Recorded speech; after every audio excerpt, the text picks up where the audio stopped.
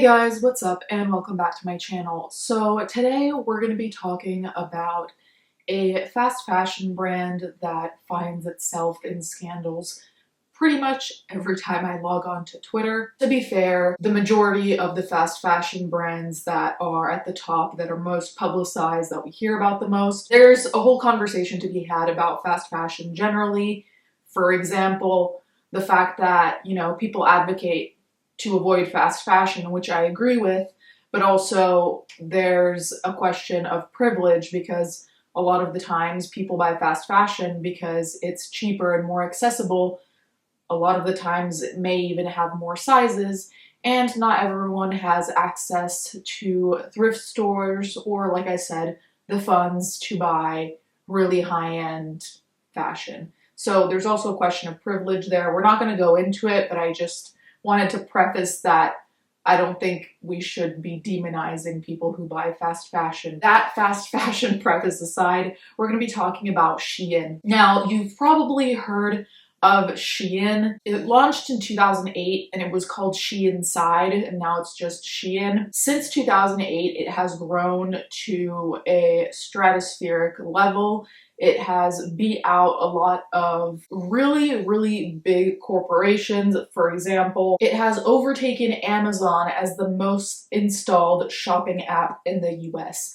Now, I personally think that a big part of that is the sheer amount of publicity that comes from Shein. And by that, I don't even mean necessarily the typical ad you'll see on the side of your screen or something, but the fact that they, first of all, send a lot of things to influencers, have a lot of contracts with influencers, which I think is how it grew to this level.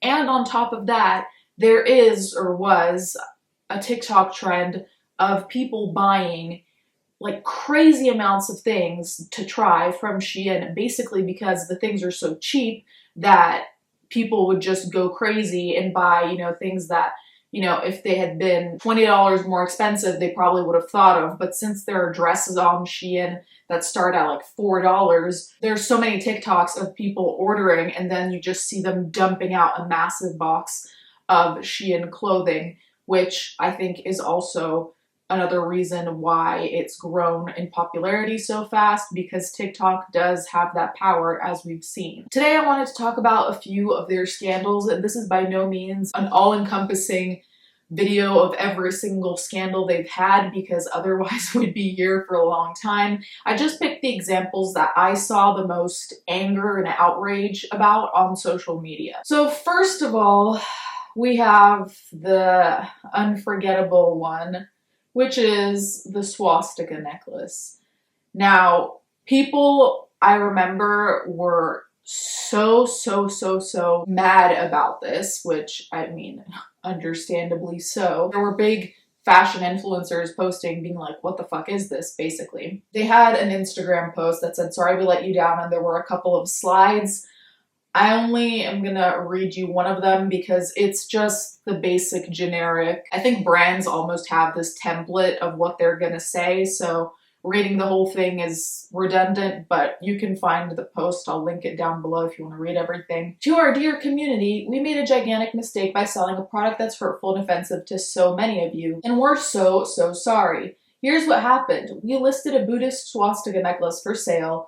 There's simply no excuse for a lack of sensitivity in doing so. The item was removed as soon as we discovered the mistake. In the screenshot that this one fashion blogger posted, it says, metal swastika pendant necklace. In the description of the product, had they maybe put Buddhist or something to underline that they're not trying to sell you a Nazi swastika, I think it probably would have gone down a little bit better, because at least they're clarifying. And even if they had written that they wanted the swastika to represent the Buddhist swastika, and now that original pure meaning is gone because the Nazis took it over, and that's the first thing most people think of when they see the swastika is the Nazis, Hitler, and all the horrible things that ensued in World War II. So then there's the infamous prayer mat scandal.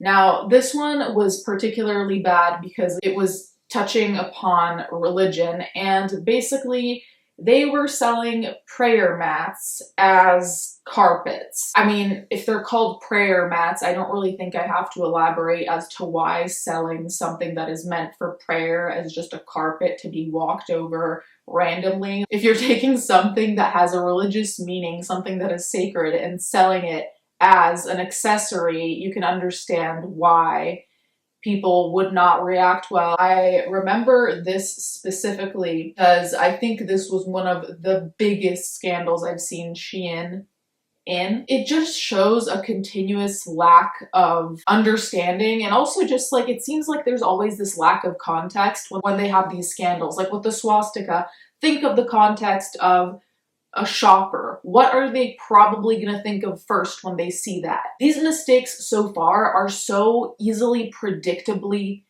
going to be an issue, and yet it continues. I think that's what is most surprising. But then again, as they've been making money and they've overtaken Amazon in terms of app installs, they probably just don't care, or worse, like the negative publicity. Some people say there's no such thing as bad publicity, but I wouldn't really want my brand's name associated with a bunch of scandals. So then we have the infamous stealing of indie brand art and clothing. So there's a designer called Emma Warren, and she made this hoodie with two bees and they're hovering side by side on a red heart. Shein completely just copy and pasted it. I know that the stealing of indie brand designs is a common thing, unfortunately, but Shein has a particularly bad track record with this. They also were called out many times on Twitter where designers would put their design, you know, just showing that their design was identical to the Shein version. And here we have an example of Sincerely Ria designs,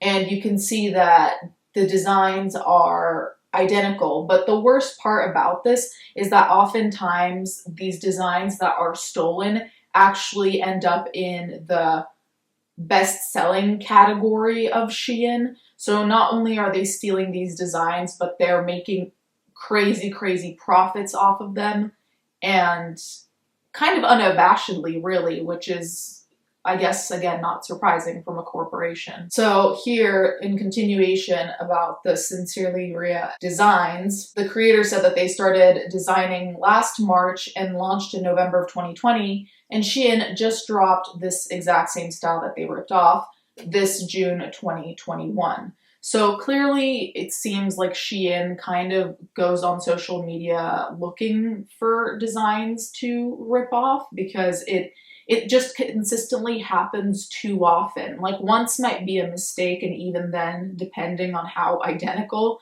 but it is a consistent thing. And I just wonder if they have a design team whose literal job is to just stalk social media and see if they can find something that they can rip off and make for a very cheap amount of money. This one is the latest one I saw, and it was quite viral, and it was this top from the Nigerian clothing brand Elixir.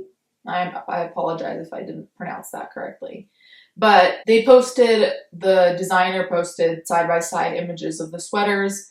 And again, you can see on the left, there's the Shein version, and on the right, there is the original. At this point, I don't even know what more you can say to show that this is a recurring pattern. The whole reason that people are buying these designs that are stolen from Shein is because Shein will take them, and the sweater itself, the original, is $330. Shein took the design, gave no credit to the artist, and is selling it for $17. The other thing that we need to be aware of with Shein, which I think is another reason why people buy in bulk, kind of like I said in those TikTok videos, is that they add between 500 to 2,000 new items every single day. Just think about that for a second. The sheer magnitude of how much is on the website. It makes me wonder how many of those designs are stolen designs. There is no need to be adding 500 to 2,000 new items every single day, because it's hard for me to believe that a lot of that won't be wasted. Like, it's hard for me to believe that every single thing is going to be sold out. It's hard for me to believe that the people actually making these items are paid a proper wage. So all in all, Shein may have some cute things that aren't stolen. Shein may have some cute things that aren't stolen that are affordable, but at the same time, they seem to really be predatory in the sense of stealing art from smaller designers and then making massive profits on it. Anyways, you guys can let me know what you think in the comments down below. If you have bought from Shein before, what you thought. Thank you guys so much for watching. Thank you to my patrons as always, and I'll catch you guys next time.